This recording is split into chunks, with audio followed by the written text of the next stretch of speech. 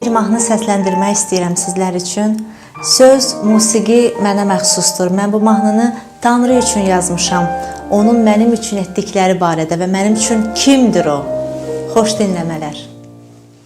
Yeryüzüne mənə görə gəldin, yeryüzüne mənə görə gəldin, qanı tökdün, xilas etdin, minnət